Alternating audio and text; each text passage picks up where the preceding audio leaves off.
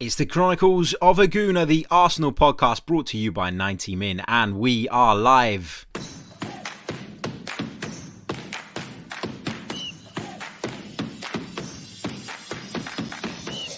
You're listening to the Chronicles of a Gooner, the Arsenal podcast.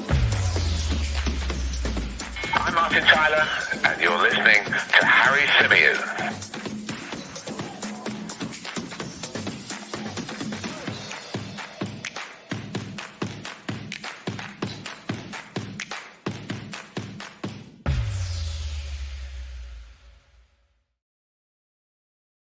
Hello and welcome back to another live edition of the Chronicles of a Gooner, the Arsenal podcast brought to you by 90 Min.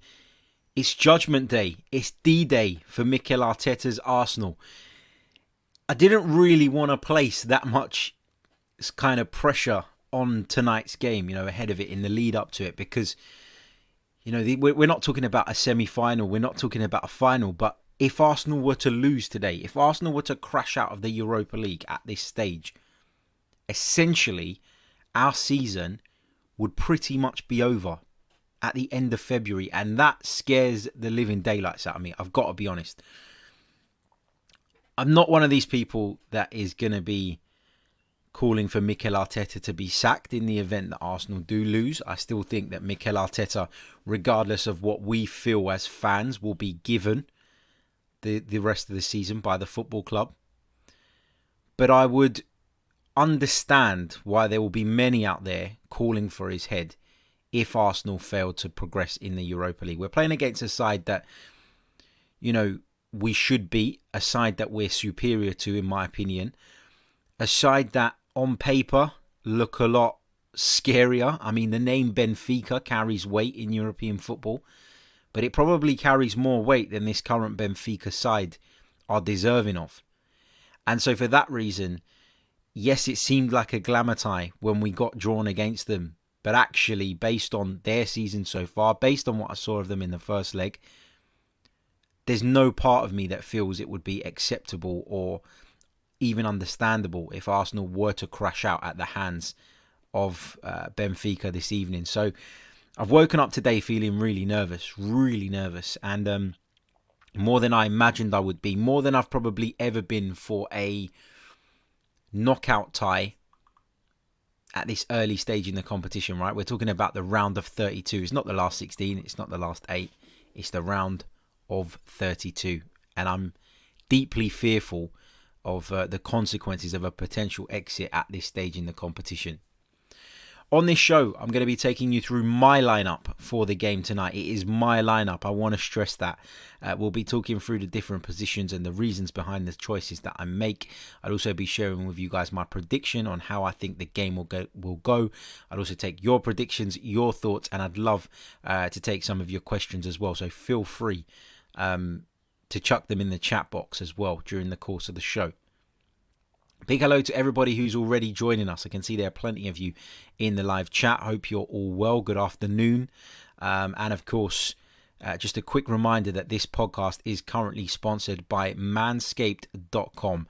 So if you're in need of some male grooming, if your forbidden forest is not being looked after necessarily, and you feel like that needs to be put right, the end of lockdown is on the horizon, then get over to manscaped.com.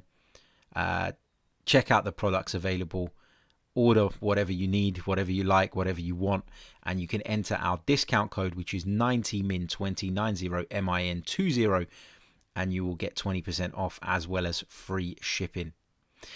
Let's see what you guys are saying in the chat. Lots of good afternoons. I hope you're all well. Josh Hunter's very confident ahead of this one. Says 2-0 win. Let's get the job done. Baker Man says, I just want to be happy after watching my team play. Don't we all, my friend? Said Abdullah says, good afternoon, Harry. I feel like we're going to crush Benfica today. Am I overconfident, Harry? Ooh, I don't know.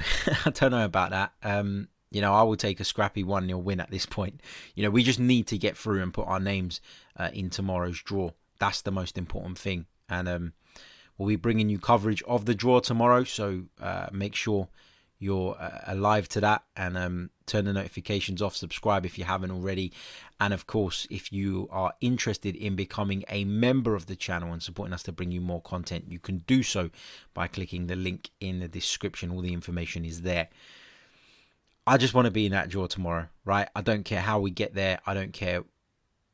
I will care if the performance isn't good, obviously, but at the end of the game, if we've got over the line, then you won't see me sticking the boot in on the performance, put it that way. I may comment on it. We will discuss it on the post-match show, which I'll be joined by Mike Stavrou from Metro Sport.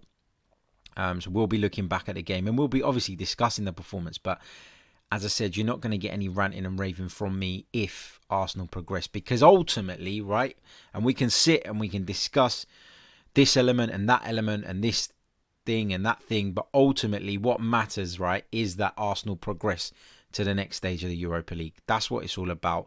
If Mikel Arteta achieves that, it would be very difficult, wouldn't it, to launch an attack on him. There'll be people out there that will do it anyway. Regardless of whether we win, lose or draw, there'll be people who will find a reason to have a go. But I think in high pressure situations like tonight, sometimes the performance will suffer. Sometimes the game will be cagey. Sometimes the game will not be as free-flowing and as entertaining perhaps as you or I wish it would be. But that's just the way it is. That's how it is at the top level of any elite sport, right? More often than not, in high-pressure situations, people are cautious, people are anxious, and what we end up seeing is a cagey encounter.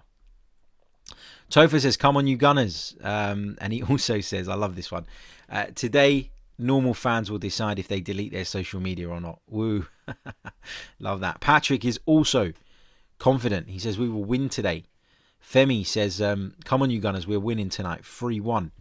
Ruthless Gooner TV says, I'm worried about this game, Harry. Look, when I think about it from a purely footballing perspective, right, and I look at the fact that we are in desperate need of progressing. We're in desperate need of keeping our season alive, essentially. And when I think about the backlash that will come Mikel Arteta's way, regardless if any exit is his fault or not, I'm worried about the game too. But putting all of that aside, and I know it's not easy to do that because obviously the context of the game and the context in which the game is going to be played obviously has a massive impact. But I just feel as though, we need to... Tonight we're going to kind of have to be able to differentiate between tonight's game and the overall picture of Arsenal's season, right? Because I know the two are linked and I know the two kind of go hand in hand. But ultimately, if Arsenal do crash out of the Europa League tonight, it's not the reason that we are 11th in the Premier League, right? It's a completely different issue. It's not the main reason anyway, that some people don't feel that there's been progress under this manager. So it's going to be very important to be able to differentiate, I think, tonight between what happens in the game, how the game pans out, and actually the overall and bigger picture of where we are as a football club. Sam says, I really hope we don't end up regretting the missed chances last week. Yeah, obviously that's a worry, isn't it? That is a worry because you do feel, looking back on that game, that Arsenal had enough that day to go on and really blow Benfica away and win it. And we didn't. We spurned those chances. We missed glorious opportunities. And, you always hope that you don't live to regret those, of course. Abhishek says, good win in this game. It will give us something going forward in the league. Big hello to Nick Bailey, who says, hi, Harry. Nice to be back on a live stream. Welcome back, mate. How are you? Matt G says, afternoon, Harry. Afternoon, chat. I think we'll win 3-0 tonight. Franklin says, Harry, I thought we had a team that went on a decent streak of good results. What happened? Yeah, I mean, it's difficult, isn't it, to work out what exactly went wrong. I mean, the catalyst of it all was that game at Wolves. Arsenal go into it on brilliant form. Arsenal start that game in arguably the best fashion we've seen this season. Arsenal went to Molineux and completely... I know Wolves ain't been great this season, but we were completely dominant in those early stages. And then right on the stroke of half-time, we get dealt a sucker punch. Some will argue it was of our own making. I think most would probably agree that It was harsh, and off the back of that, we essentially crumbled. And it was a reminder that yes, when everything is going well and everything is going positively, this team do seem to have a confidence, do seem to have a swagger about them. But these are experiences that will develop this team in the longer run, right? These are the kind of experiences that will turn this team from a fragile side mentally to one that is capable of dealing with adversity. And that only comes from experiencing things like that. So, I think people got carried away by that run, but the reality was we had been on a good run, but that was it. We hadn't shown that we could do it over a course of 8 or 9 or 10 Premier League games, right? That run was relatively short-lived in the Premier League. It wasn't an amazing run in terms of, sort of proving that we were title challengers for next season or anything like that. It was just a good run of form. And unfortunately, when we came unstuck against Wolves, we then came unstuck against Aston Villa as well. And obviously it's been a bit up and down again. Harry says, would love to be at the Emirates Athens tonight. Yeah, you and me both, mate. You and me both. What else have we got here? Let me go on and I'll tell you guys my lineup for the game, and then from that, we can then go on to discuss that and get you guys' thoughts on the team as well. Let me share the screen with those of you watching us via the live stream. Bear with me a second. Here we go. So, starting with the goalkeeper, I would go with Bernd Leno. I don't think there's any question about that. At right back, I will go with Hector Bellerin. Kieran Tierney comes in at left back for me. I know there's going to be a lot of people that want to see Cedric at right back. I'm not sure though. He did get a rest, didn't he, against Manchester City. Bellerin or Cedric? This is a tough one. What are you guys saying in the chat? Bellerin or Cedric? Bellerin or Cedric at right back? Because bear in mind that Bellerin played against Manchester City. Cedric didn't. I think a lot of people in the chat are leaning towards Cedric Suarez, and I might be swayed by you guys here. Look, everyone's going with Cedric. You know what? Let's change it. Let's go Cedric. So we're going to go Leno in goal. And bearing in mind, right, this is my lineup, the lineup I want to see picked by Mikel Arteta, not the lineup necessarily I think he's going to pick. I think the fact that he went with Holding and Marie at the weekend suggests that it will be a combination of David Luiz and Gabriel at centre-back. In the midfield, Thomas Partey, we think, could be available for this one. But for me, as I've said on the show yesterday, I would not risk Thomas Partey in a game that I don't really think we need him in. I think when you've got Luiz and Gabriel at centre-back, when you've got Xhaka there and an informed Ceballos, right? Because Ceballos had played really well in the first leg, I thought. Then you go with that. Also, Ceballos didn't play at the weekend, a couple of minutes at the end.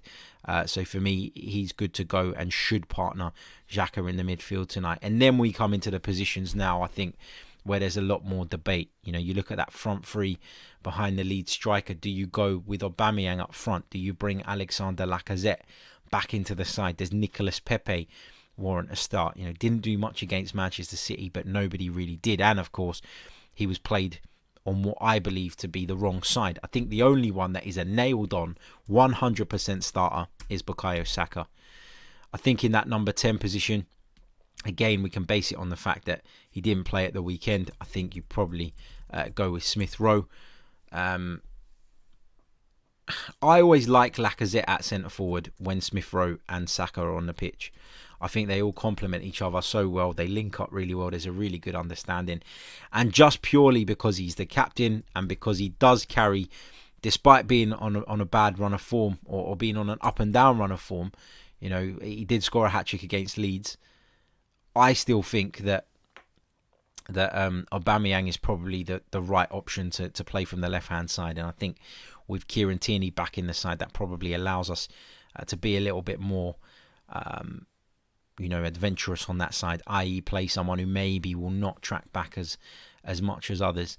So that will be my starting lineup for the game tonight, and that's based on what I would like to see. So let me just quickly run through that one more time for those of you who are listening via the audio. Leno in goal. I'd go with a back four of Cedric, David Luiz, Gabriel and Tierney. I'd go with Xhaka and Ceballos in the deep-lying midfield pivot with Emile Smith-Rowe ahead of them. Saka on the right, Aubameyang on the left, and Alexander Lacazette as a centre-forward. So there we go. That's the team I would go with. Let me know your thoughts in the chat, and we'll see what you guys have to say on that.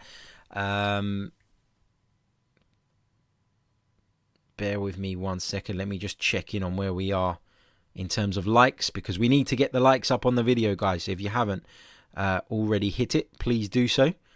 Let's see where we are in terms of likes. I went to check it on my phone, and for some reason it's playing up. Let's have a look. Bear with me a second. Let's see where we are.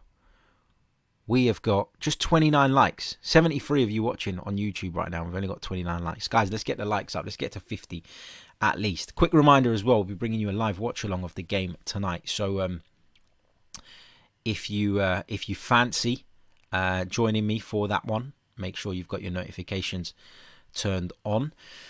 Right, let's see what you guys are saying in the chat about my lineup. Lots of you agreeing with the Cedric thing in the end. I was a little bit on the fence about that one. I feel like Bellerin gets a much harder time than he deserves, honestly. He was bad the other day, but everybody pretty much was below par. I think you're playing against the best side in Europe.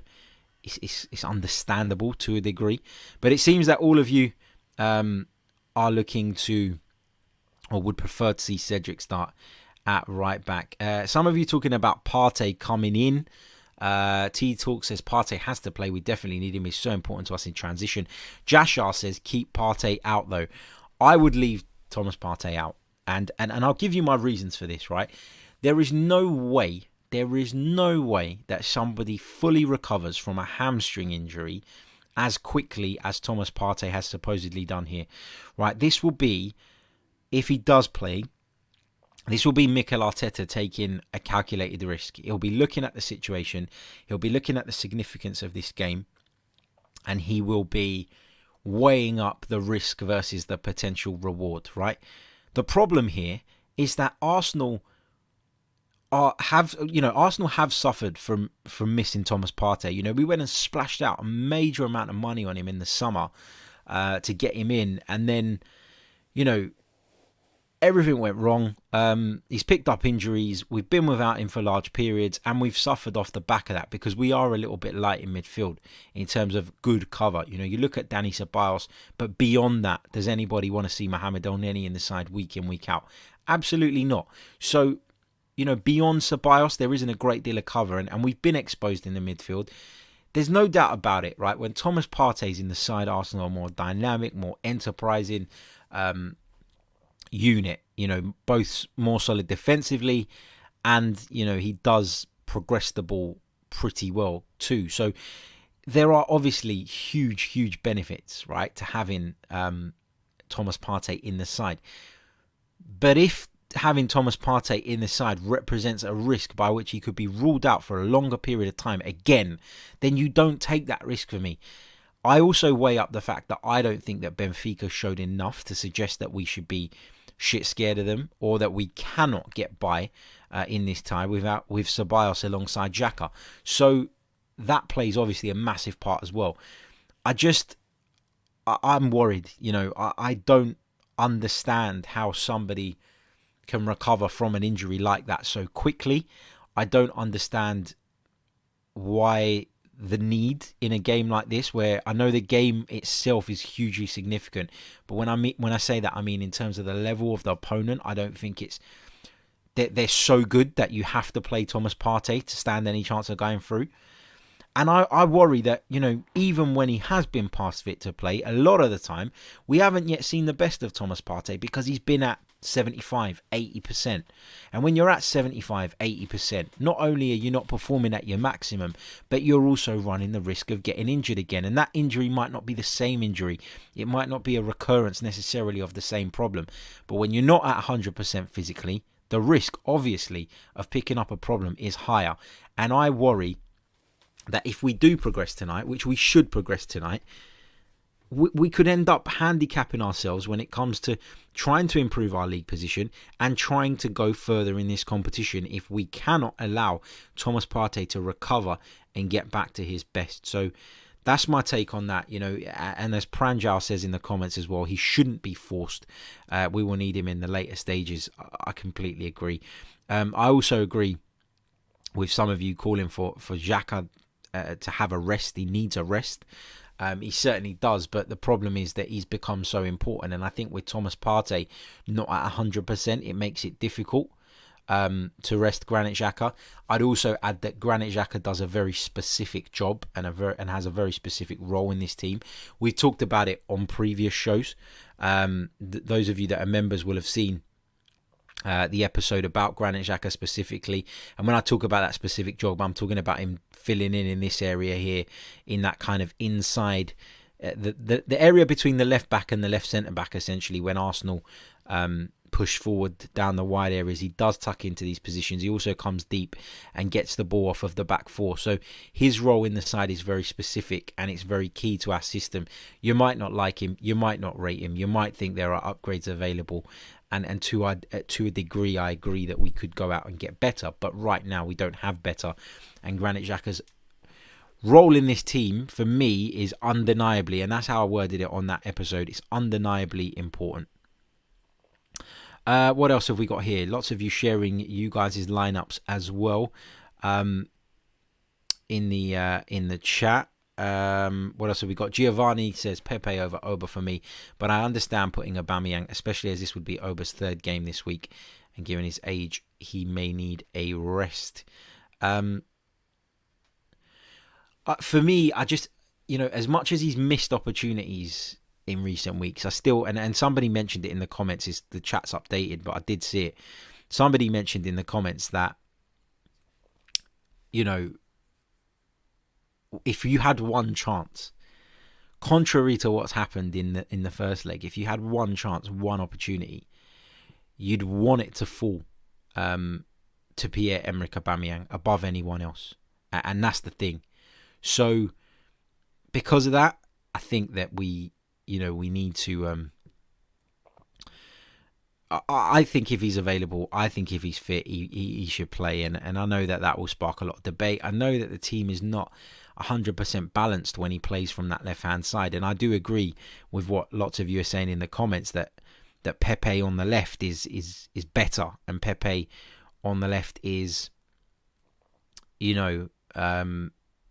is a better option in certain situations, and I think that Pepe has improved of late. I know he didn't really do a great deal at the weekend, but nobody did, as I said, and he played on the side that we probably have agreed now that doesn't really work best for him. So I get all of that.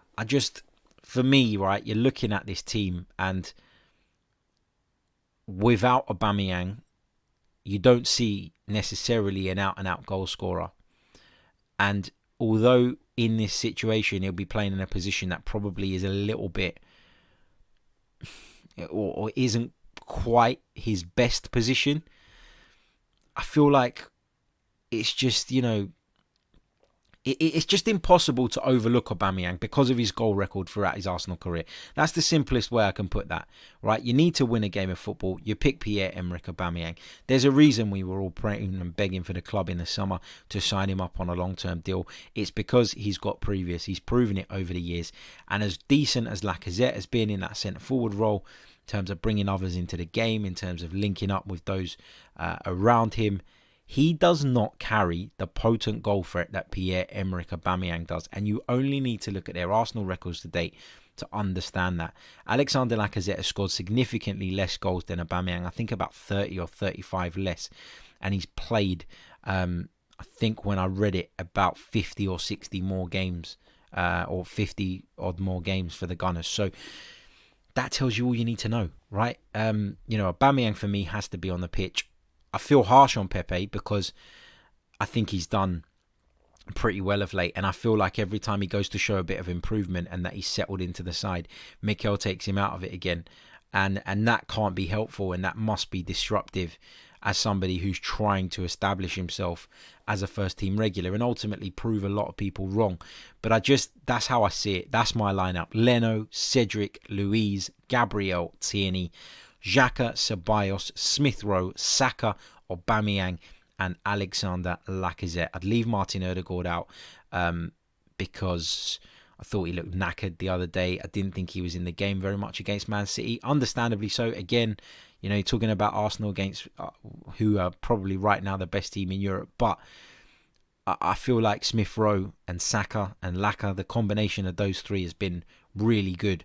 And I look forward to seeing them hopefully playing again tonight. So that's my lineup for tonight's game. And in terms of a prediction, I'm going to go with a scrappy 1-0 win to the Arsenal. And fingers crossed that is the case, because that, of course, would be enough to see Arsenal progress to the round of 16. The draw for which takes place tomorrow at midday. We'll be bringing you a live stream immediately after that draw has been done to react to that draw. And I think we might have the Champions League draw by then as well, so we can have a little bit of a chat about some of the games, that have been drawn in that competition as well. So lots of content to look forward to tomorrow again. So my prediction is 1-0 to the Arsenal. Get yours in the chat box. How do you see this one going? And as well as putting your predictions in the chat box, I also want to know where it is you are joining us from. It'll be great to see where you guys are tuned in from. It's always very, very interesting. Don't forget, this podcast is sponsored by manscaped.com. So if you're in need of some male grooming products, head over to their website, enter the discount code, which is 90min20. That's 90min20, and you'll receive 20% off of your order as well as free shipping. So be sure to check those guys out. And of course, if you want to become a member of the Chronicles of a Gooner channel, continue to support, help me bring you guys more content, help us bring you a higher quality of content. That means upgrades in certain areas which are undergoing the right word at the moment, which are in progress, I should say, then it is very, very much appreciated. So head over to the description, click on the link where it says to join here, and if you're watching us on YouTube, you can take that offer up. Right, let's have a look and see what you guys are saying in terms of your predictions. Pranjal says 2-0 Arsenal. Tofa says 2-0 Arsenal. What else have we got? Going back to the Aubameyang thing, Joe says it's not because he's captain, it's because he's the best finisher. Nobody can argue that. If our goal scorers or other players were scoring often, I would argue. Yeah, just going back to the Aubameyang thing. Gooner Tell, one of our members, says, not sure my ticker could take a scrappy 1-0. You and me both, mate. Feeling a little bit under the weather as it is. The last thing I need after a busy day is to sit and watch an absolute shit show from the Gunners tonight, I've got to be honest. Pat Moyle says, if the weather is warm in Greece, will KT play without a shirt? Oh dear. Well, he definitely won't. If he doesn't wear a jacket here, he's definitely not going to wear one over there, that's for sure. RD Holyfield's not too positive about the inclusion of Pierre-Emerick Aubameyang. He says, expect another Aubameyang no-show. Omar says 2-0 to the Arsenal. Peanut Butter Jelly Time says incoming hat-trick from Oba tonight, 4-2. Syed says 4-0 Arsenal. Patrick says 5-0 Arsenal. Wow, that is ambitious. RD Holyfield goes on to predict a 2-2. Justa says he'll be watching from Melbourne, Australia, and the game's at 4:55 a.m. Oh, that must be a killer. That must be an absolute killer. And I was moaning earlier that I'm on a writing shift today, and then I will literally finish and probably not even have time to have my dinner before the game. And I was complaining about that, so I can only imagine how difficult it must be to get up at 4:55 a.m. And if you've got a full day's work after that as well, geez, that is top dedication. So well done to you. Nishif says 1-0 Arsenal. What else have we got here? Just scrolling through. Jashar says a 1-1 draw and it going to pens. Nick Bailey says 3-1 tuning in from Frankfurt, Germany. Big love to all the German Gooners out there. David Robinson says, good luck, Gooners. Rory says 2-0 Arsenal. It's in the Philippines, so another 2 a.m. game here. Again, another one who's super dedicated. Sam says 2-1 to the Ars. Matt, 3-0 Arsenal. Gooner Tell's gone 3-1 Arsenal. Bruno says 2-0 Arsenal. David's gone 2-1 Arsenal. Just going back to my lineup, JP Gooner says, I like the look of the lineup, but I think Pepe could thrive in this game with the amount of space left in behind the Benfica defence and with Partey potentially available to find him. It's an interesting point. So perhaps his inclusion maybe should be dependent on whether Thomas Partey starts based on what you've said. Be interesting. Franklin says 2-0 Arsenal. Josh says, smash the likes up, guys. Yes, please do so. Really helps. Will Dobson says we need Smith Rowe, Laka and Saka. It's the best combination I've seen this season on a regular basis, and Oba isn't necessarily a part of that. Harry says, agree with your team. Hector Bellerin needs to be rested. It can't be good for your confidence when you're trending on Twitter for misplacing passes. I'd rest him for a few games, to be honest. What else have we got here? Let's see. Ruthless Gooner is also going to be watching it at 4:55 a.m. So big shout out to you as well. I'll address this last question. Got a couple more predictions actually. First, Will's gone 2-1 Arsenal, and Kiros has gone 3-1 Arsenal. Sammy says, how do we go about this game, guys? Go for it or wait for them to attack? Look, at some point in the game, Benfica have to take the game to us, right? Because if it finishes 0-0, Arsenal progress on the away goal rule. So at some point, Benfica will attack. I don't expect them to come at us early on. I think they'll sit off us like they did in the first leg. And I think they'll be cautious and they'll look to try and impose themselves on the game a little bit later on. Now, it's a bit of a dangerous game because if you do sit off them as well and you allow it to become a little bit of a stalemate, then you end up essentially, running the risk that if Benfica do go and get that goal later on, if they do push later on in the game and you concede one goal, then you're heading out unless you score. Benfica also might be interested in playing the long game tonight because of the fact that they get to play in the event it goes to it. Extra time would offer them the opportunity to score additional away goals, right? Which Arsenal didn't have that luxury in Roma, right? We had literally 90 minutes to score an away goal. We got the away goal, which was great. But in the case of Benfica, if this goes to extra time, they can score an additional away goal, which would ultimately KO us, right? So I think Arsenal have to go out and take the game to Benfica. Not stupidly, not to the point where we're leaving gaping holes, not to the point where we're running great risks, but I think Arsenal have to go into this game on the front foot. Arsenal have to go into this game looking for a goal, right?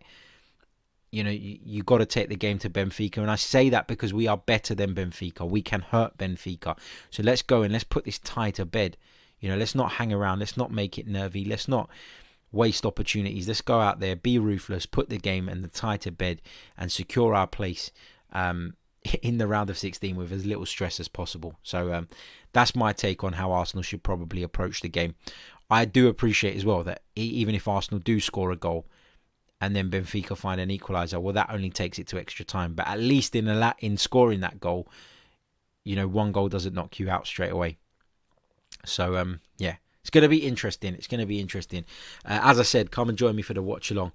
It's a 5:55 kickoff, so I think we'll go live about 5:45 or maybe 5:40, around about 15 minutes before 10-15 minutes before kickoff. We'll go live on the channel, so come and join me for that. And I look forward to enjoying your company for what is another huge game for the Arsenal.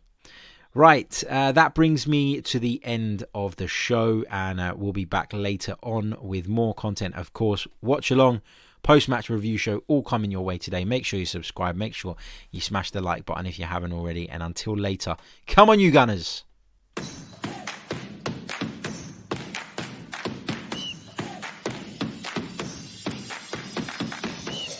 You're listening to the Chronicles of a Gooner, the Arsenal podcast. I'm Martin Tyler, and you're listening to Harry Symeou.